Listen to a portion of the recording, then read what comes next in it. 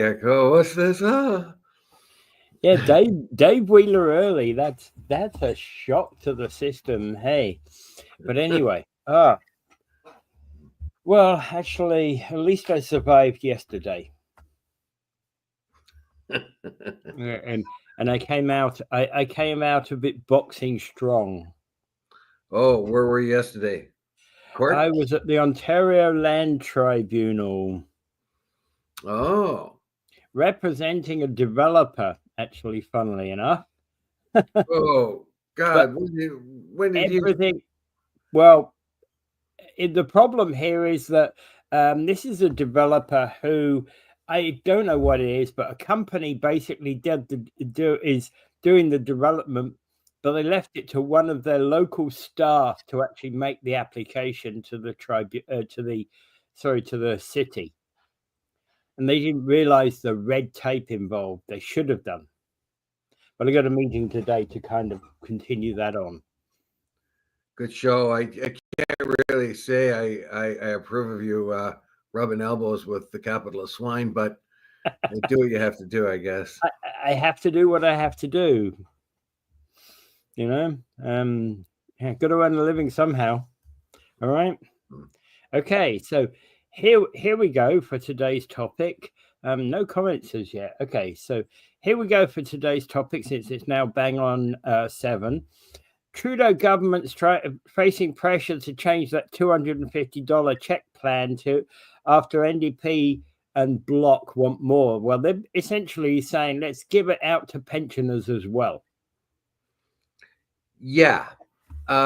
Here's a fundamental problem that I see of the thinking patterns of the Liberal government. Who comes out to vote more than any group? Yeah, pensioners. Seniors, right? Yeah. Seniors are the ones that come out to vote more than anyone. And he's cutting them out? Yeah. I get where the NDP and I get where Bloc and NDP are coming from. In fact, actually, Bloc has had a number of criticisms in relation to, if you want, they've been saying to the Liberal Party now for about a month, if you want us to support you, support the pensioners.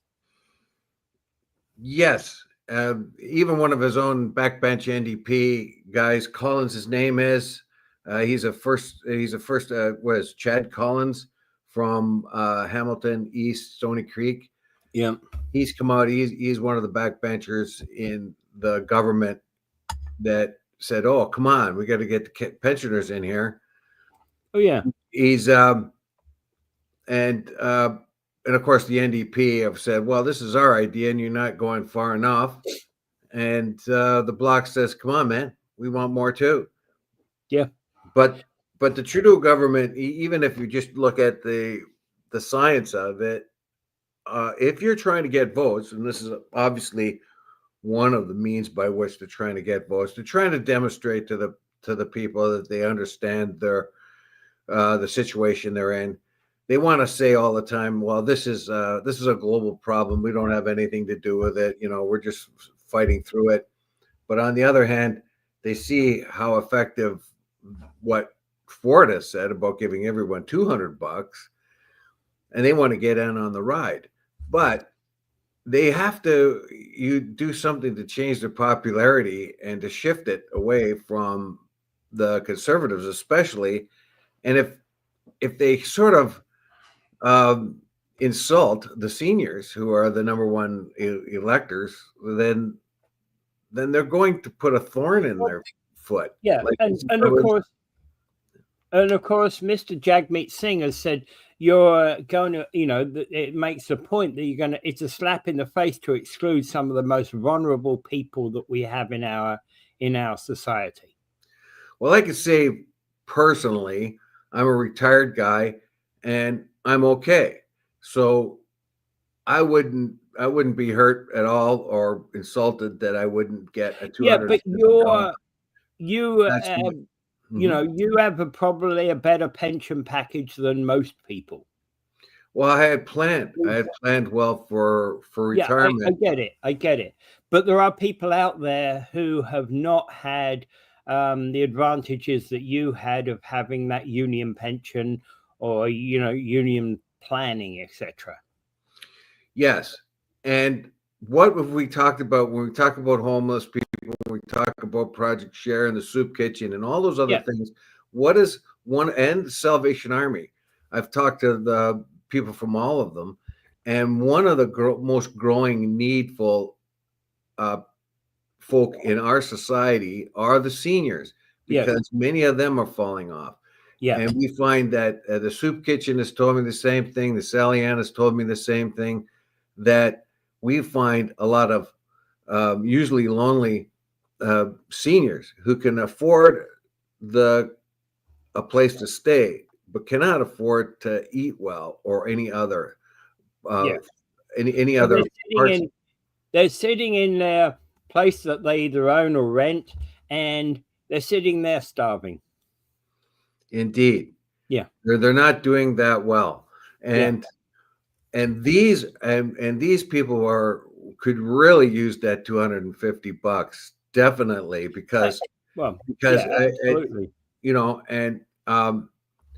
And they need money to support their Disney Channel. I'm sure that Chrystia Freeland will tell them, well, just hello there, senior people, just cancel your Disney Channel. I doubt many of them have even got. I doubt many of them have even got Disney on the pack, unless unless been given to them by their sons and daughters, because hey, the grandkids want to watch the Disney Channel when they come over. Well, one thing that a lot of them might have is the cable TV, because that's the one thing that connects them with the outside world. Especially when you get to an advanced age and stuff like that. My mother has watched more TV in the last year than she has in her entire life, because that's what's available for her. She has mobility issues and other things. Yeah. So there's not much else she can do. She Yeah. reads a lot of books, and she watches more TV. Like when I was a kid, my mother hated TV when we were young. I have rarely seen my mother in front of a TV. Perhaps radio. She had the radio on for news and things like that, but she couldn't handle TV.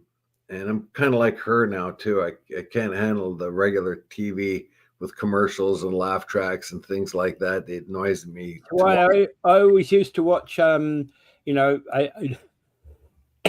pre-record the programs I'd watch if I'm, even if I'm here tonight. Tonight I'd be watching yesterday's TV because I can fast forward the commercials, etc. Yeah, things of that kind. And well, there is problems with $250 giveaway, and of course we should have anticipated, and I think we probably did, that the other parties will complain. Of course, the conservatives will point out that this is just a game, it's a trick. Of course they will. Of course they will. So we can anticipate that.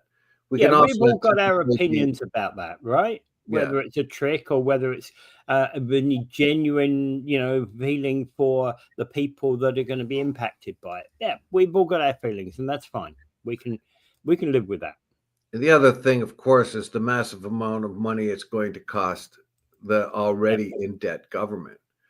And we are massively in debt, and as we go forward and as we pay more and more of our revenue to pay off the debts we've incurred, that's an inefficiency. Yeah. So if you keep piling on debt, it looks good on the outside, but on the inside, it's like pay me now or pay me later. Yeah. Absolutely. Yeah. It is one of those pay me now or pay me later, or pay triple later, actually, isn't it, normally? Yeah, because you're going to pay for that in your taxes sooner or later anyway.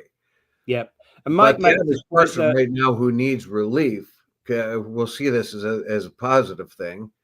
It'll give them a little bit of a break, and the GST thing as well. The GST holiday would be pretty good, but they haven't really brought that in well enough, because they haven't communicated with the provinces ahead of time. so that they can coordinate some sort of tax relief, which includes the provinces. Yeah. And also, it's a very expensive thing for businesses to do because they have to convert their electronics to eliminate the GST for a couple of months, and then reinstall their hardware or software No, to well, again. So that yeah, they have to. They have to on change. average costs $500 each time. Yeah, they have Every to time you change. switch it, it costs a minimum of $500. Well, they're not going to change the software for the GST one, but what they will have to do is they will have to make temporary changes to the product information between these dates and these dates, right? But Mike points out that including the seniors that are below poverty rate is a no-brainer, right? It should have been on the list in the first place. And I would say tactically, like, of course, that makes sense, and that is the right thing to do, human thing to do. But tactically, if you're just looking at cold hard tactics, when the seniors are the ones that vote more than any other demographic, Oh yeah, if you wanted to glean some votes out of this, which is obviously what it's intended to do, at least partly, then how do you do that? When you cut them out. And what about people on disability? That's the other one. That's insane. Somebody who's in disability, you're not going to give them $250. They have a hard enough time every day anyway. Agreed. If you were taking the viewpoint that you're going to give away this $250, it would be insane not to include both disabled and disabled benefit recipients and seniors. Yeah, this thing was designed for the middle class people, the working class who go to work and who are working and file income taxes by the end of the year and make $150,000 or less. Yeah. So that's okay. That's good. That's directed to most families. I think about 18 million of us will get it. Well, I won't because I'm a senior, but the rest of the population needs it too. So this is kind of like the carve out the Liberals did for down east and their heating oil, which I agreed with. But you should also give the carve out to other people who are trying to heat their homes by other means. Yeah. That was something that the Liberals down east said to their government. Very provincialist. If you don't do this, it's going to be put a lot of hardship. But then they give a carve out and they make it specific to heating oil and things like that, which most of the other people in Canada don't use. It looks like it's unfair. It also looks like it's disorganized. And because of the coordination between the provinces, this doesn't happen well. Well, and the NDP said they're not guaranteeing their vote to get this done, but I don't think so, because I think even if the NDP do not get any more adjustments to this, they're going to vote with the government because for two reasons. Number one, they don't want to be seen as the group that stopped the $250. And the other is they're unprepared for an election. Yeah. Oh, yeah. They're unprepared for an election right now.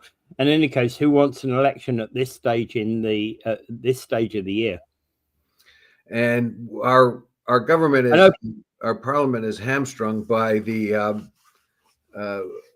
filibuster the Conservatives are doing and trying to force the government to hand over documents to that. To the tech scam that they had going. We'll call it a tech scam, but it was actually a very poorly run and poorly imagined tech supplementary program that didn't work very well. The government is refusing so far to hand over the documents, despite the fact that the Speaker of the House has insisted upon it. But there's a special thing that the NDP can do to make Parliament function for one day, and they can pass this resolution to get to $250. So it's a little bit complicated. I don't think the NDP will refuse it because it's in their best interest to stave off elections as long as they can.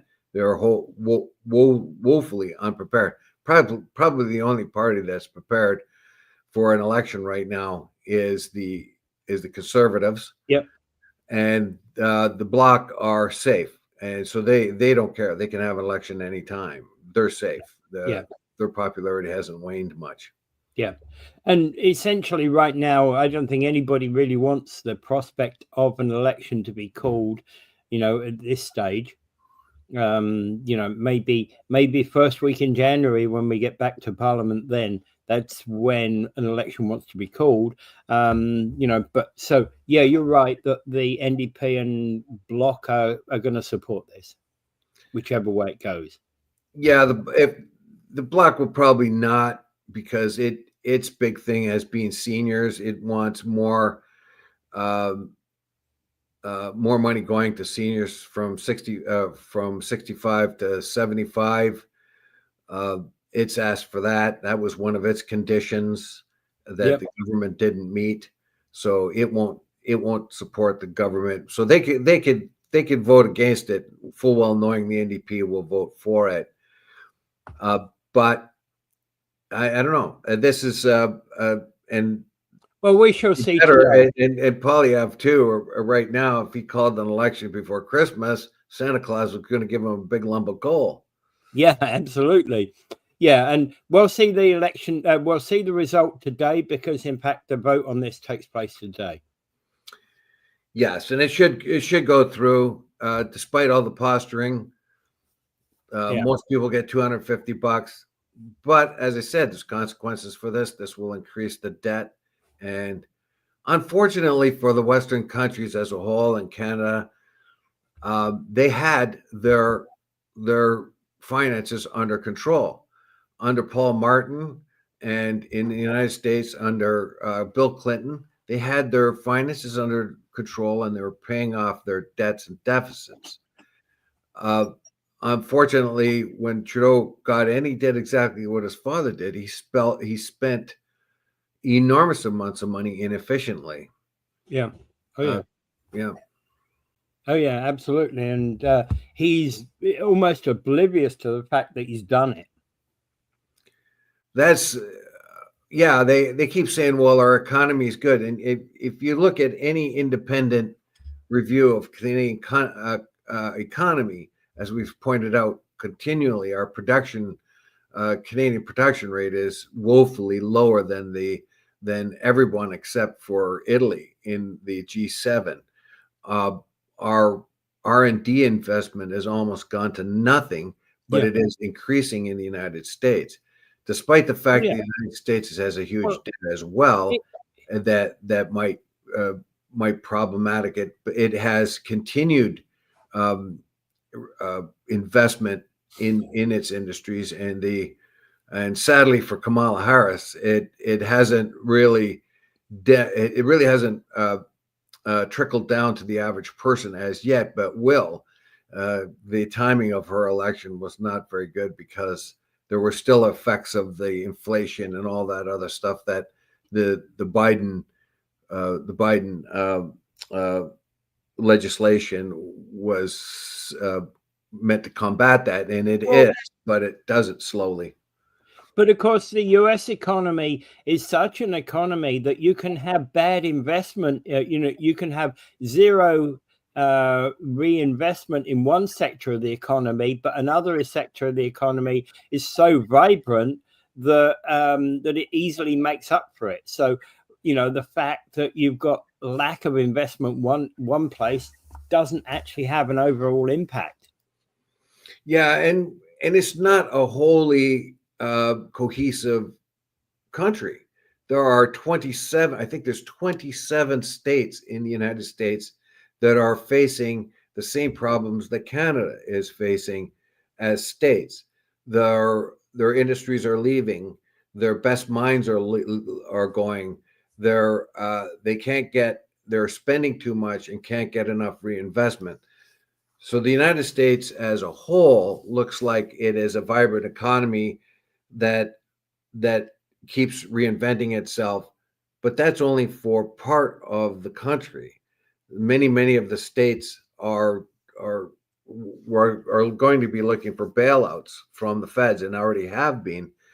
So individual states in the United States have the same story as Canada as a whole, and Yeah.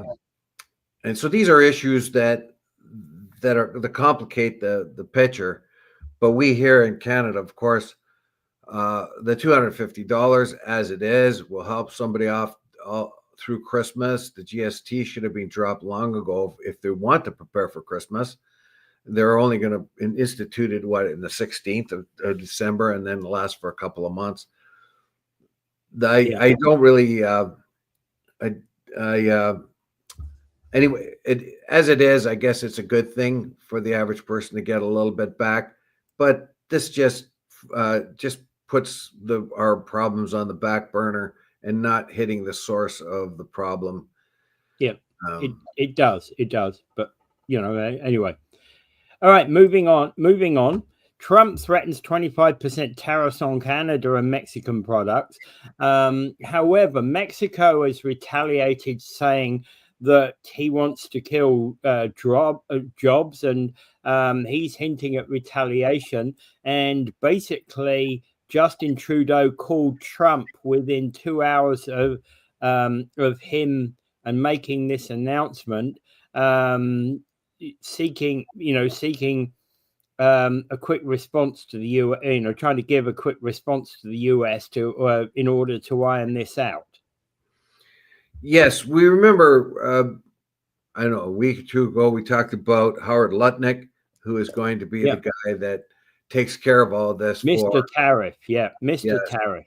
Mr. Tariff.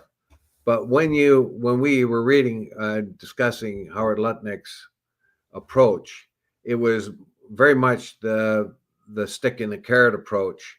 Yeah. If you don't come to the negotiating table, we're going to hit you with this big stick. But if you do come to you might get a bite of that carrot.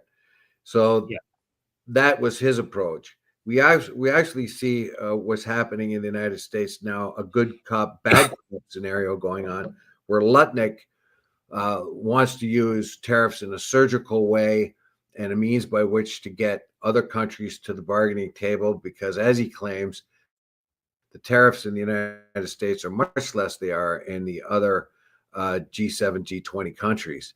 So that was what he had said. So he's a reasonable man looking at the reasonable outcomes of tariffs and negotiations. But Trump, he's the bad cop. I'm going to slap it on everyone because everyone else is responsible for our fentanyl abuse, and everyone else is responsible for our immigration problems.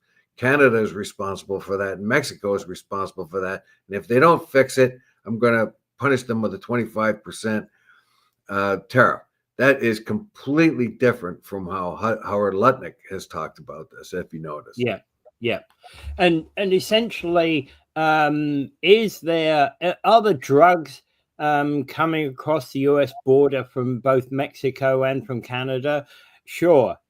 We probably would agree that there's probably vastly more coming across the Mexican border than there is the Canadian border.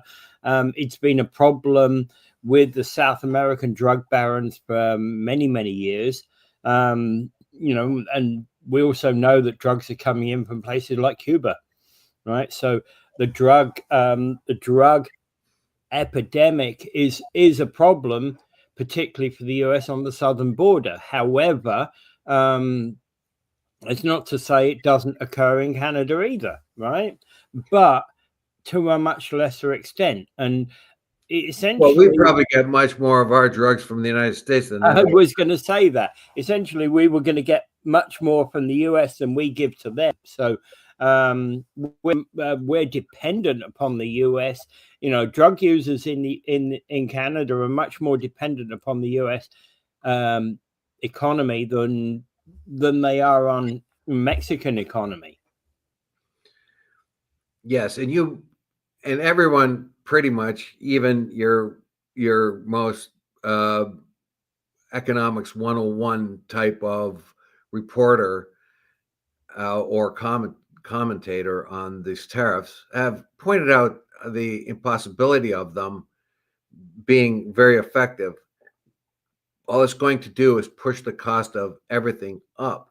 If you put 25% tariffs on Canadian goods, Canadian steel, Canadian lumber, Canadian oil, all those things will affect the bottom line of the average consumer in the United States. Yeah. It will push their prices up. Well, the other thing about that, of course, is that if you push the price of, let's say, a cell phone, a manufactured cell phone up, or a cup up by 25%, right? That probably is the minimal impact that tariff will have. However, you push the price of steel up by 25%, and it has a rolling impact, because things made from steel, the next generation, the next level is, probably not just 25% up, but 30% up. And the next level up from there is 40% up, and the next level up from there is 50% up. So as you go up the manufacturing chain, the tariff impact is increasing. Yes, and the fact that it's going to affect consumers more than anything, and I don't think Trump doesn't know this. I mean, he's beating his chest and looking like a big bully because that's what he does. He bullies people. Yeah. That's his art of the deal. I'll club you to death if you don't see it my way. And Howard Lutnick is a professional, and we also find some the new president of Mexico, Claudia Sheinbaum. She seems to be a very reasonable voice here too. Now, the criticisms of Mexico are not unfounded. They are they're playing footsie with the Chinese and being a vehicle by which Chinese goods can make it into the United States without the proper outside the spirit of the North American Free Trade Agreement. So that has to be changed, and the Mexicans have made some sort of recognition of that. But Sheinbaum herself is brand new, and she seems to be I don't know, whatever little I've known about her so far, I think she's going to be a very good president for the United States, for Mexico. She seems to be a very reasonable person, and she's pointed out that we don't want this to happen because we are being this will hurt us, and then we will tariff you, and it will hurt you. And then all that will do is force us to find more markets elsewhere. And so that's the kind of thing Canada hasn't been able to do because of our extreme dependency on the United States. But Mexico, being a developing country and a place where development can come into similarly that it did in China way back when, where you have a cheap workforce, inexpensive workforce, and you have a growing educated populace, that it makes it attractive to investors. Now, Mexico then can start trading with other nations. It has, unlike us, we have one neighbor, basically, aside from Denmark, which we don't trade much with, and that, of course, is being that little island up in the northwest. Well, plus also being the owners of Iceland. Greenland. Yeah, not Iceland. Yes. So there's not going to be much trade there, but the Mexicans, on the other hand, have a few more opportunities, because south of them they have all the Central American countries, and they have abilities to get to the markets in South America. So they have a variety of different markets south of them, and a variety of different governments in which to deal with. So their free trade south of them, if they ever get into something like that, would be gives them more ability to Well, they're probably more. Yeah, they, comparison to Guatemala and Costa Rica and places like that. Probably Mexico is probably a mighty industrial power by comparison. Yes. And she points out that Mexico's auto industry is the country's most important manufacturing sector, accounting for 35% of manufacturing exports by value. But these are GMs and Fords and things like that. Yeah. They're American companies. It's not like this excludes, of course, the Chinese electric car that tried to sneak its way through the border from Mexico. So Okay, but Mike has an answer. Mr. Cushman has an answer. All right. He says, read The Art of the Deal and play Trump like a fiddle. Yes, I'm sure they have. But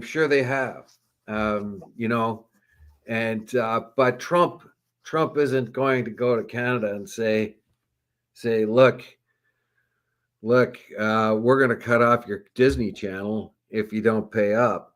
It's he full well knows that everybody knows his approach, and he won't be in the room himself. He'll be the guy that thumps his chest and looks like the mean. He's going to be the bad cop. Hardlutnick's going to be the good cop, and of course they'll play us off on one another. Ford and some of the other provincial premiers, even the federal government has looked upon Mexico with stern eyes because of their connections with China and not playing by the spirit of NAFTA by allowing Chinese goods to come through the South. And the other, of course, big issue in terms of Mexico is always the migrant problem. Yes, and Sheinbaum, she has said, we expect Trump to start another trade war.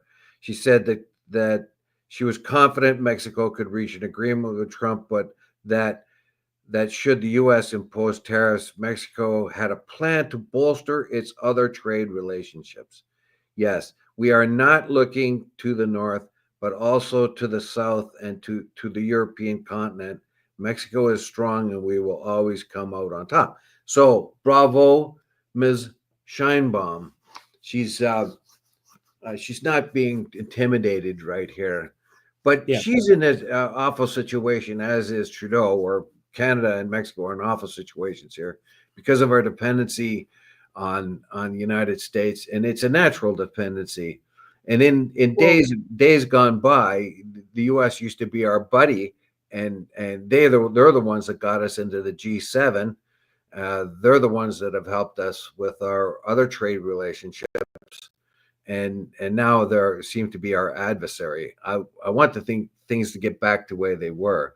One of the things on the table, of course, one of the things that isn't in this article is Trump has demanded that Canada really come up to its 2% obligation in NATO. Yeah, none of that has actually been put on there. You're right. That's a criticism that's still hung over from the prior Trump government, but is in fact still resounding against Canada. Now, one of the things that also not only Canada, let me just interrupt for a second. He's using this as a reason to put tariffs on countries that in Europe that have not paid up their amount of money for NATO, and that may actually be the bigger bargaining chip than anything else. Yeah, that's one of his things in the toolbox, and I'm sure like he's going to be like he's going to do what Kissinger did when he went to Vietnam, and he said, "Look, you talk to me, but you don't want to talk to Nixon. He's a madman. He loves bombs. He'll bomb the crap out of you. But if you talk to me, I can fix things." And that was the good cop, bad cop thing that Nixon and Kissinger did when they were dealing with Vietnam. So I think it's similar to that. Yeah, okay, but okay, a couple of things. So Mexico is the largest trade partner with the US, given that they've got 15.8% of total trade, followed by Canada at 13.9%. So the US is also Mexico's top trading partner, as it is with Canada, of course. Then the other thing that I think that we have to also consider is that Trump thinks that by his tariff plan, he's going to cut tax. But I'm going to say here and now, if he's going to cut income tax, it's going to be like 1 or 2%, not all total tax cut. I'm afraid that Trump's going to start has promised tax cuts, but can't afford them, but is going to do it anyway. He's got 4 more years, and he can make a real mess of things. He can. Yeah, and I have a feeling that he's planning to stay more than 4 years if he can get away with it. The only the resistance to that would be Vance and others.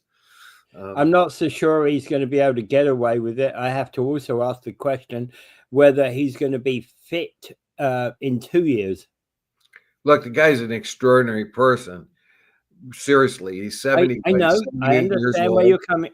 I understand, and he just won a major election where his fitness, his ability to do the job was highly questioned.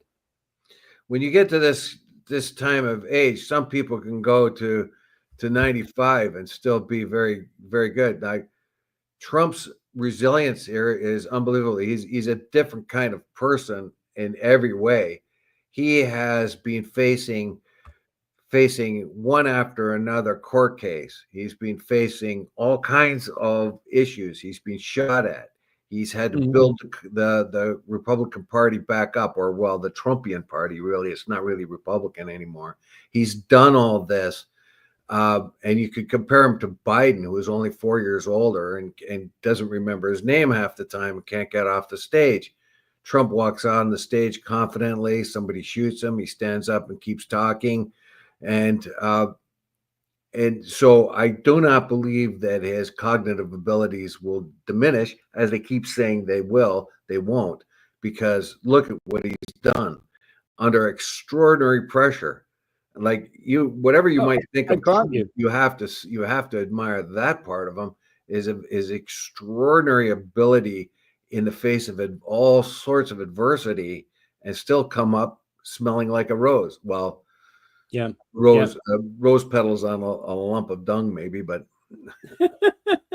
okay. Betty asked the question: why are all of them so old? Run an election where no young people are, no wonder no young people are interested in politics. 100%. Well, this is particularly the problem with the Dems. They had a chance to change their whole outlook way back in 2016. They had a chance to take on a new face with Bernie Sanders. Although he was old, he represented younger people and he inspired younger people to get in. And anyone, if they had elected Bernie Sanders, those people who had followed him would take power thereafter, would most likely have been the younger folk. But what they had done is they went for an establishment person, and they did that. It worked for when they went to an establishment person with Biden, but that's because most people voted against Trump, not for Biden, basically. Or a significant amount. And yes, you're very right. There should be younger voices. And I think as far as the Republicans go, those younger voices will be like guys like Vance, who will quite definitely be looking at the crown of president after these 4 years of Trump. He is a much younger guy. The Democrats have to respond to a reasonable Democrat that isn't so far to the left that is palatable to the average American. And actually, I've noticed that in the last couple of days at this weekend, Kamala Harris has been saying that she's up for an election next time around. Yeah, because look, how much did she lose by? Not 1.6% of the vote. Yeah, not much. Yep, exactly that. There was about 230,000 votes in different states that carried it for the Republicans, for Trump. The voting public is split right down the middle. I thought it was going to be closer than that in all of those swing states. I thought it was going to be much closer than it was in the swing states. But it was paper thin tight as it's it was. a paper thin majority. Yes, absolutely. And that's because I don't know, Kamala Harris did not listen to Ricky Gervais. When Ricky Gervais told everybody at the Golden Globes, I think it was, come up here, get your awards, sit down. We're not interested in anything you have to say about politics. You have no expertise in that. And of course, he said it in a funny way. But I think what he was tapping into is the exasperation that most of us have about celebrities trying to tell us about politics and the environment and everything without any particular expertise. So she had Oprah, she had famous singers and dancers and all that. That doesn't work anymore. Yeah, that's a thing of that actually, that's an interesting thing, because what you're referring to there is actually the old, what is now termed as, I guess, the old-fashioned presidential presentation. It was, if you go back to the 60s and 70s, you had to kind of paint a picture of the would-be president, for either party. And that picture, it was how the celebrity status all fed into that picture. But you're right, it absolutely means nothing these days. And Trump was his own celebrity. He was a celebrity before he got in. In the case of Donald Trump, where exactly that, he's his own celebrity. Yes, and what did Donald Trump do to counter the big splash of Oprah and all these big stars and Taylor Swift and all that? He jumped into a garbage truck, and then he went into McDonald's. He had a stark different message. You've got all the big rich beautiful people dancing on stage. I'm going to go into a garbage truck. And what he did was he got Joe Rogan's endorsement. And remember, Joe Rogan endorsed Bernie Sanders back in 2016. And she refused to go on the Joe Rogan show. And that was something that really shot her in the foot. That showed everybody she was afraid to talk. Trump wasn't. So she did some. Well, I think she did very well in the. I think she did very well in the debate, considering. Normally, she destroyed Trump. Yeah, she did well in the debate, but she, considering normally conservatives would attack most liberal plans,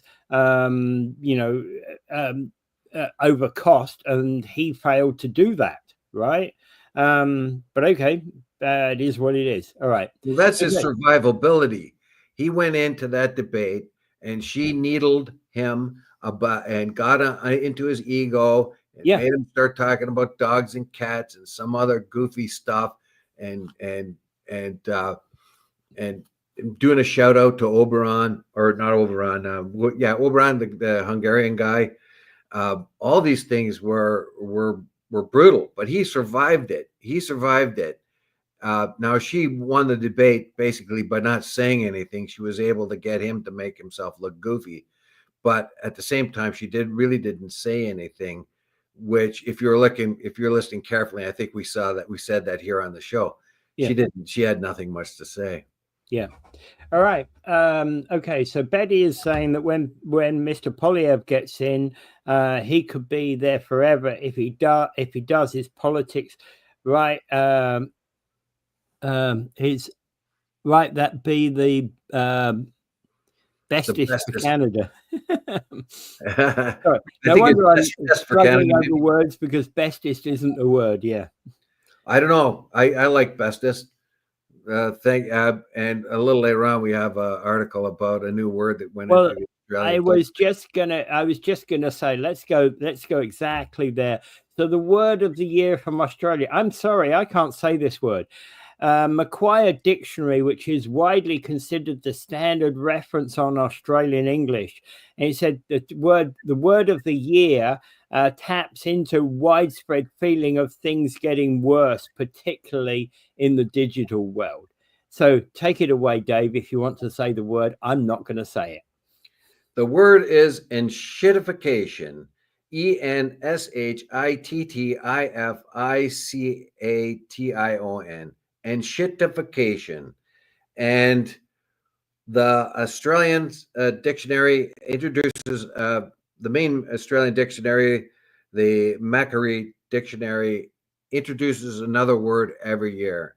The highly esteemed Oxford Dictionary out of Britain does similarly things. It adds new words to the lexicon from time to time, but not necessarily. It must do a word every year. It could do two or whatever, but the Australians actually do at least one. And enshittification actually was created.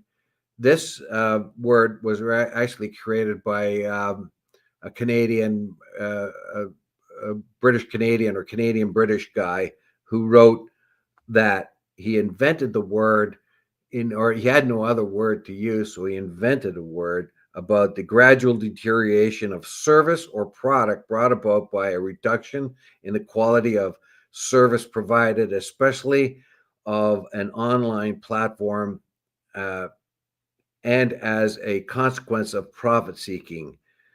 Other words that were shortlisted were looks maxing and over tourism and sigma. Well, sigma is already a word, but it probably in a different meaning for sigma. Yeah, I was going to say that. Well, they also named a right to connect, referring to respectively a law granting employees the right to respond to bosses outside of working hours, and the practice of and raw dogging, which is the practice of taking long haul flights without electronic entertainment or reading material, as honorable mentions. Yeah, I would hardly ever imagine a term used for a long trip particularly on an airplane where you don't have your electronics with you. It's when I've done those long trips in years past without any sort of entertainment except a magazine or a book or something, that that there's actually it's actually a problem for people. It's a term of being able to endure such a flight without the modern convenience of electronics. But the enshittification, he invented the word. Who's the guy that invented the word? He's his name here. Yeah, Cory Doctorow coined enshittification in 2022 essay decrying the perceived decline of digital platforms such as Facebook and Twitter. In a follow-up blog in 2023, he explained on the concept describing the process by which digital platforms die. First, they're very good to their users. Then they abuse their users to make things better for their business customers. Finally, they abuse those business customers to claw back all the value for themselves. Yeah.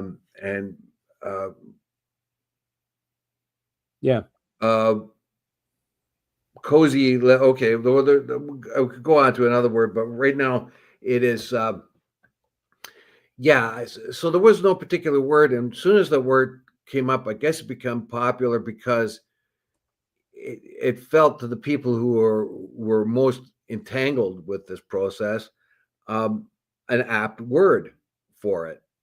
You know, I would have liked I would have liked to have seen a word that he could have utilized and invented a word that didn't include that four letter word within it.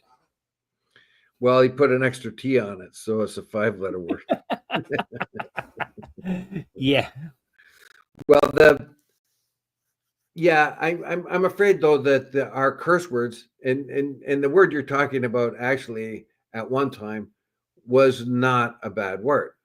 It has become a bad word because it is and there's a bunch of different words that we use that are thought to be crude, the usual ones that were not thought to be anything bad at one time, but the bad word jurisdiction jumps on them around about the time that the Victorians thought they were more hoity-toity and would use Latin or French words to replace the ones that we normally would use in our own language.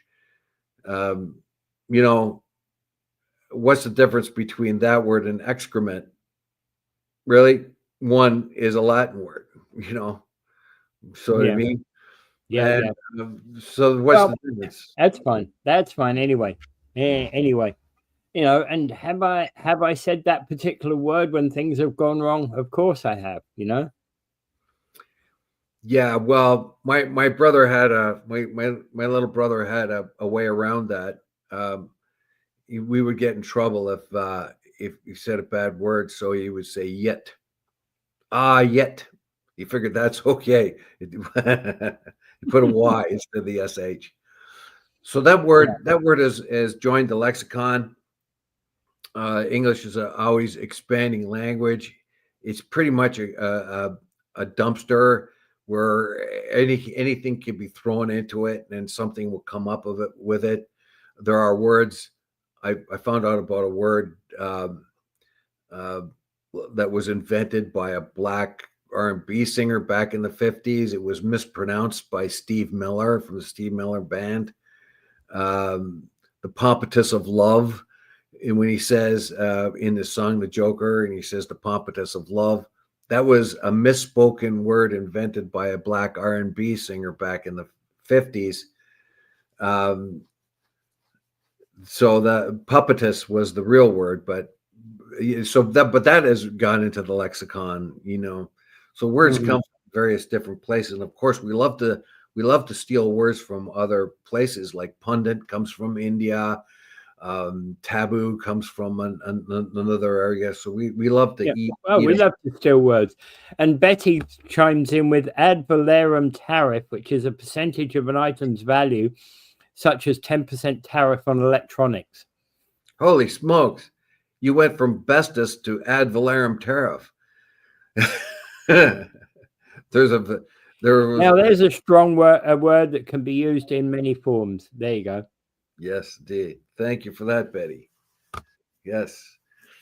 So our lexicon is changing all the Okay, time. but here's I think probably the average seniors right now will be using enshittification where they're thinking about not getting the $250 from the government.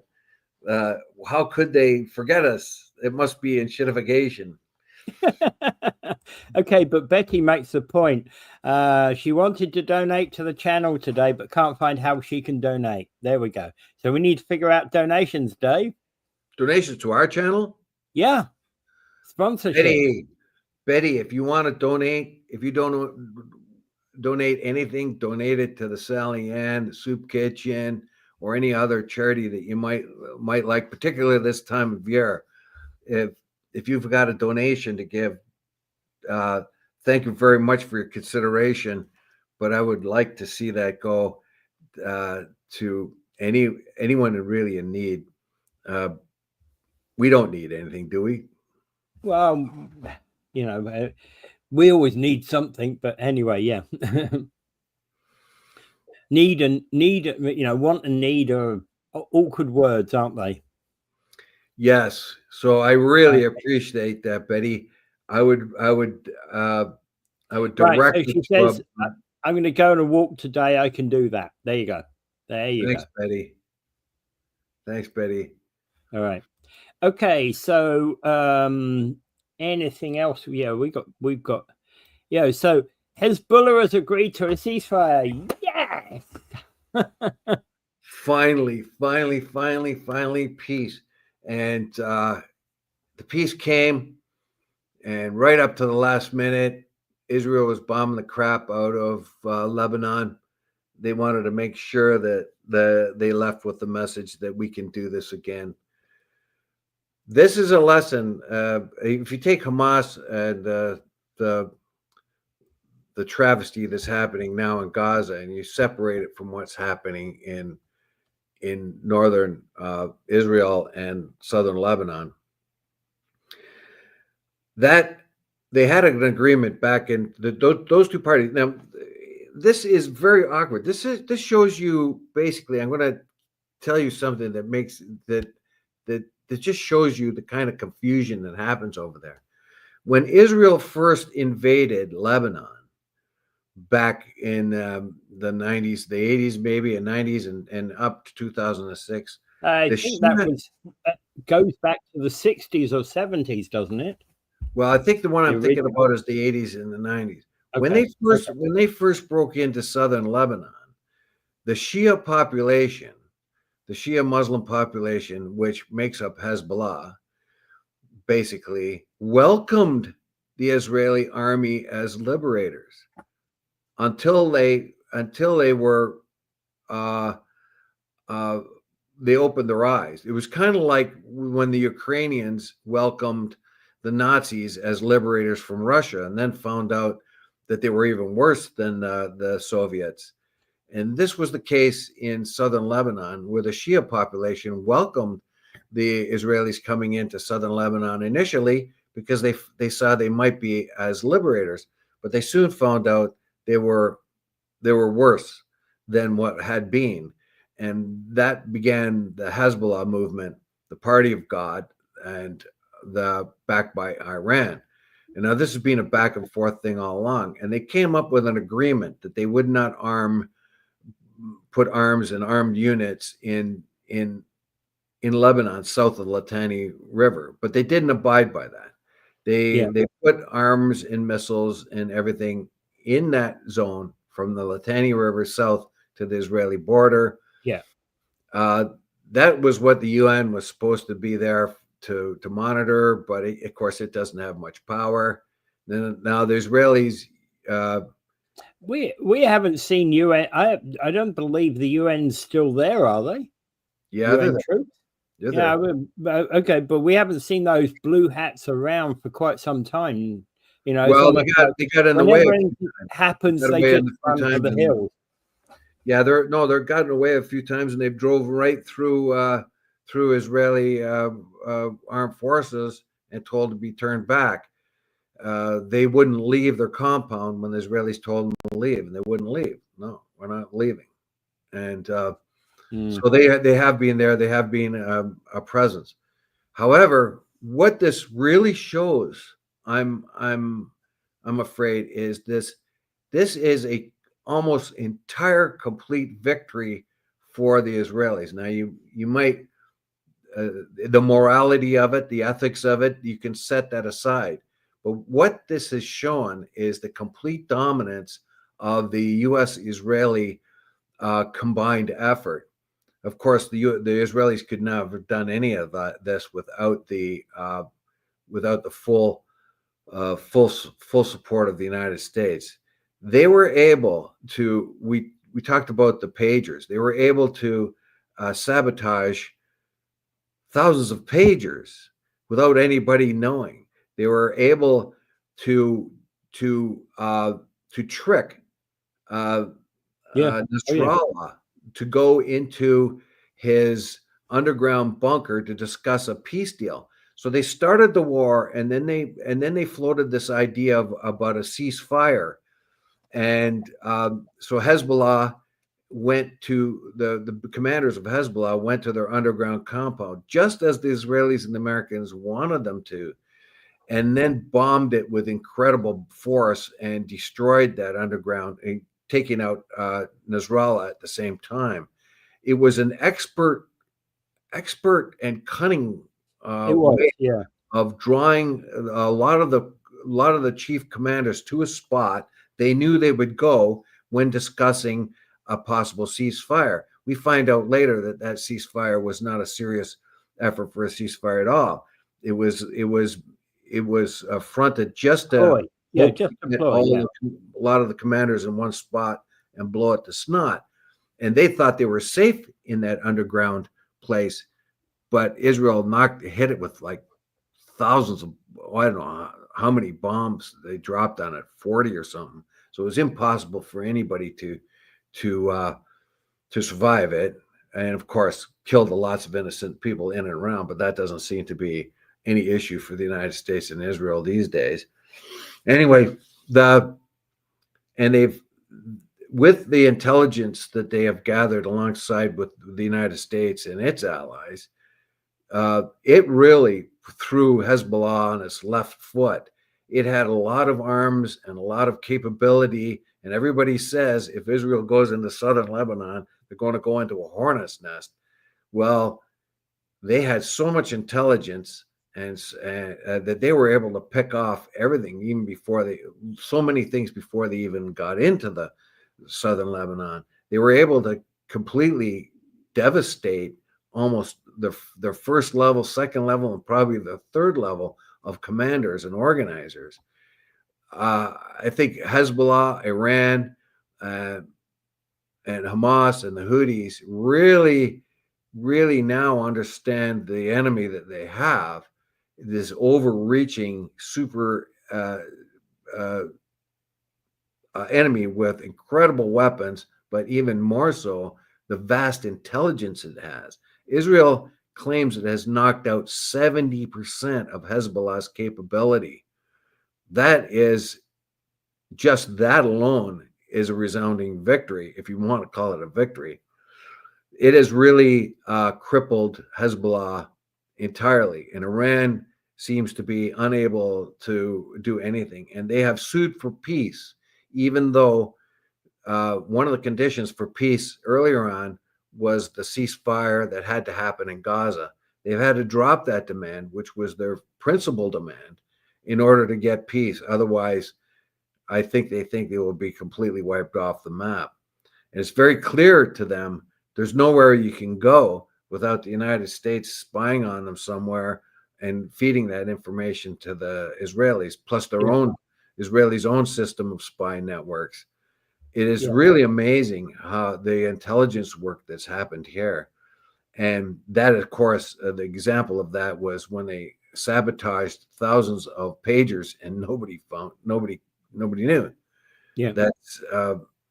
That tells you they have tentacles all in and through the Hezbollah Iranian connection, and because no way would they have been able to do any of that if they hadn't been able, their intelligence wasn't so incredibly thorough. Well, at the moment, the Israelis have agreed to withdraw their forces over 60 days as the Lebanese army takes control of the territory near the border, with Israel to ensure that Hezbollah does not rebuild its infrastructure there. Well, that's what the deal was originally back in 2006.